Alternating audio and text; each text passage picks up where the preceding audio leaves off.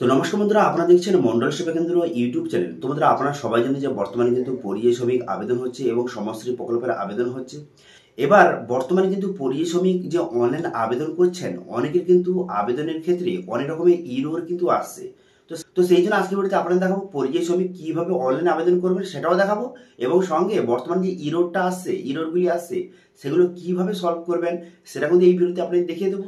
এবং সেই ইররগুলি কিভাবে সলভ করবেন সেগুলো কিন্তু দেখিয়ে দেবো। এবং সঙ্গে বর্তমানে পরিযায়ী শ্রমিক ও সমাজশ্রী প্রকল্পের আবেদনের সময় যে ডকুমেন্টস আপনাকে আপলোড করতে হয়, সেই ডকুমেন্টসটা নির্দিষ্ট কেবিতে নিয়ে আসতে বা ডকুমেন্টসগুলি ঠিকভাবে আপলোড করতে অনেক রকম সমস্যা কিন্তু হয়।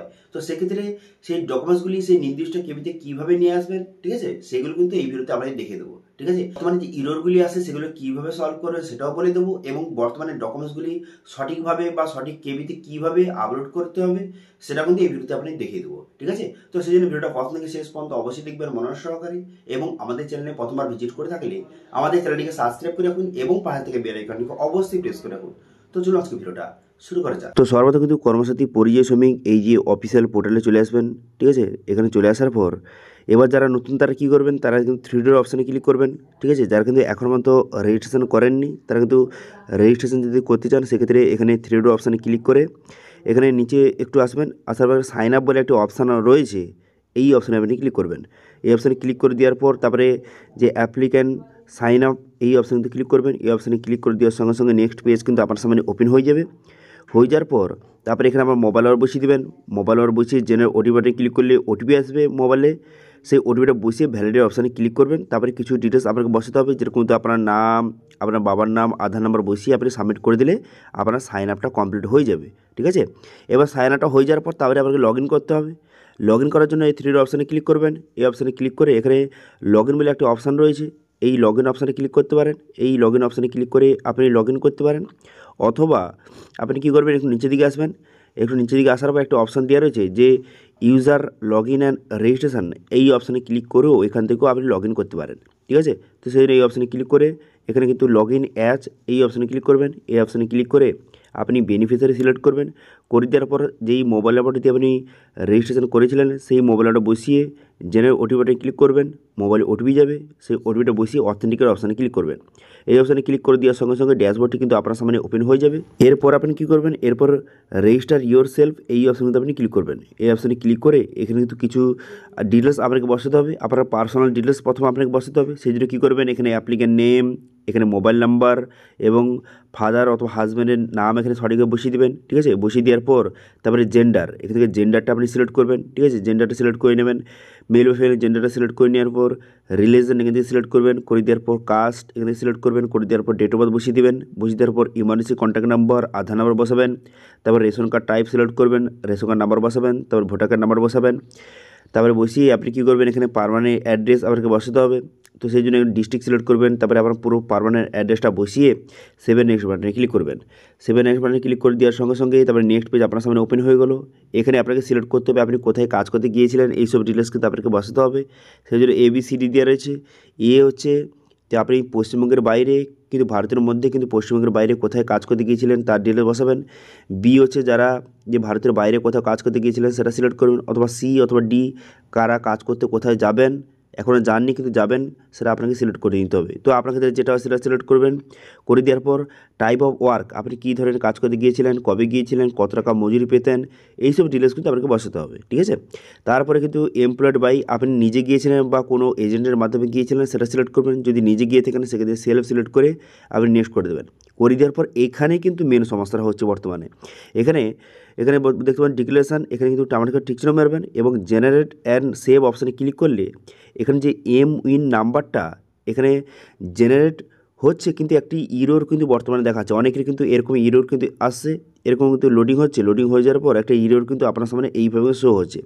এবার এই ইরোরটা কেন হচ্ছে, দেখুন এই ইরোরটা হচ্ছে অনেক কারণ হতে পারে। তার মধ্যে হতে পারে যে আপনি আগে যে ডিটেলসগুলি বসিয়েছেন তার মধ্যে কোনো ডিটেলস আপনি ভুল বসিয়েছেন, সেক্ষেত্রেও হতে পারে। অথবা এখানে কোনো কারণে সার্ভার প্রবলেমের জন্যও কিন্তু হতে পারে।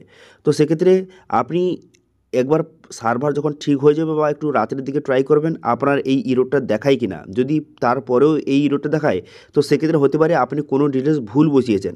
সেক্ষেত্রে ভালো করে চেক করে নেবেন, চেক করে নেওয়ার পর আপনি সাবমিট করবেন, এই ইরোরটা কিন্তু সলভ হয়ে যাবে এবং নেক্সট পেজে আপনাকে নিয়ে যাওয়া হবে। ঠিক আছে, এর মধ্যে ব্যাংকের ডিটেল বসাতে হবে, সেই জন্য কিন্তু ব্যাংকের এখানে নাম, এখানে ব্রাঞ্চের নাম, আইএফসি কোড এবং অ্যাকাউন্ট নম্বর বসিয়ে তারপর নমিনি ডিটেল বসাবেন। নমিনির নাম, নমিনির সঙ্গে সম্পর্ক কী, নমিনি আধার নম্বর, নমিনি মোবাইল নম্বর বসিয়ে নেক্সট করে দেবেন। নেক্সট করে দেওয়ার পর এখানে বলা হয়েছে আপনার কি ফ্যামিলি রয়েছে, এখানে ইয়েস বা নো করবেন, করে তার ডিটেলসগুলো বসাতে হবে। ঠিক আছে, যে যতজন মেম্বার রয়েছে তার নাম, তার জেন্ডার, এজ এবং আধার নম্বর বসিয়ে একে একে মেম্বারগুলি অ্যাড করে নেবেন। ঠিক আছে, আপনার ফ্যামিলিতে যতজন মেম্বার রয়েছে সবার ডিটেলস কিন্তু একে একে অ্যাড করে নেবেন। করে নেওয়ার পর তারপরে সেভেন নেক্সট বাটনে ক্লিক করবেন। নেক্সট করে দেওয়ার সঙ্গে সঙ্গে এরপর কিন্তু ডকুমেন্টস আপনাকে অ্যাড করতে হবে। তো এখানে বলা হয়েছে সবগুলি ডকুমেন্টস কিন্তু জেপিজি অথবা পিডিএফ ফরম্যাটে অথবা পিএনজি ফরম্যাটে 500 কেবির মধ্যে কিন্তু এই ডকুমেন্টসগুলি আপনাকে আপলোড করতে হবে। কী কী ডকুমেন্টস এখানে বলা হয়েছে, প্রথম বলা হয়েছে ফটো, আপনারা কিন্তু ফটো এখানে আপলোড করে দেবেন। তারপরে এখানে আধার কার্ড, এখানে আধার কার্ড আপলোড করতে হবে। তারপরে আপনার কিন্তু পাসবুক, আপনার যে ব্যাংকের পাসবুক আপলোড করতে হবে। তারপরে অ্যাপ্লিকেশন ফর্মটা কোথায় পাবেন, প্রথম যে কর্মসিদ্ধি পোর্টালে যে হোম পেজ চলে আসবেন, চলে আসার পর ডাউনলোড অ্যাপ্লিকেশন ফর্ম এই অপশানে ক্লিক করে অ্যাপ্লিকেশন ফর্মটা ডাউনলোড হয়ে যাবে। তারপরে সেই ফর্মটা আপনি ফিল আপ করবেন, হাতে লিখে আপনি ফিল আপ করবেন, করে দেওয়ার পর সেই ফর্মটা আপনাকে আপলোড করতে হবে।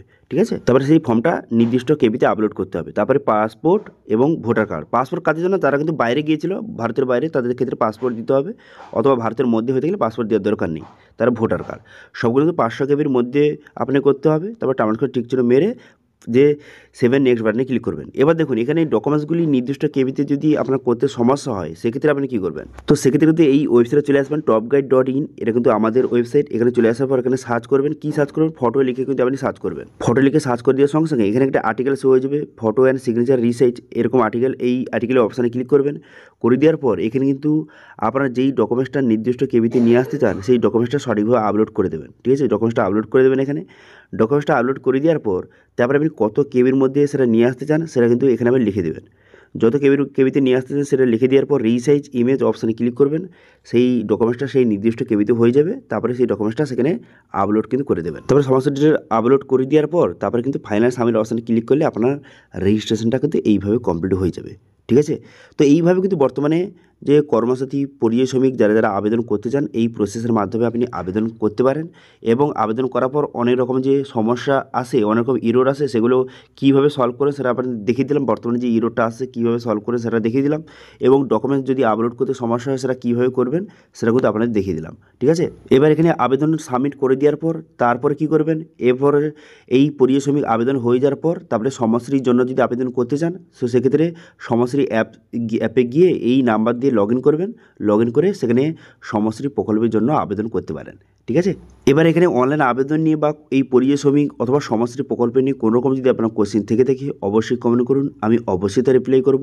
এবং আজকে ভিডিওটা ভালো লাগে তাহলে ভিডিওকে লাইক করে দেবেন এবং ভিডিও কিন্তু বন্ধুর সঙ্গে শেয়ার করে দেবেন।